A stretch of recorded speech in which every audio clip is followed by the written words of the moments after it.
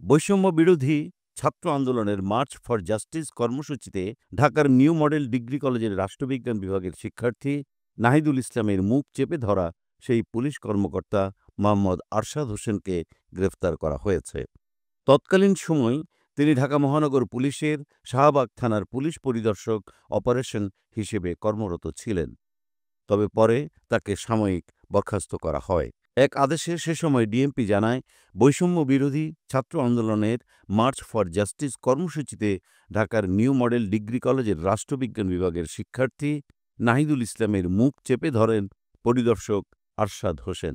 তার এমন অপেশাদার কর্মকাণ্ডের ফলে পুলিশের কার্যক্রম নিয়ে জনমনে বিরূপ ধারণা সৃষ্টিসহ পুলিশের ভাবমূর্তি ক্ষুণ্ণ হয়েছে, যার পরিপ্রেক্ষিতে তাকে সাময়িক বরখাস্ত করা হয়। আন্দোলনরত শিক্ষার্থীর মুখ চেপে ধরা ছাড়াও আরশাদ হোসেনের বিরুদ্ধে আরও অনেক অভিযোগ রয়েছে বলেও জানায় ডিএমপি।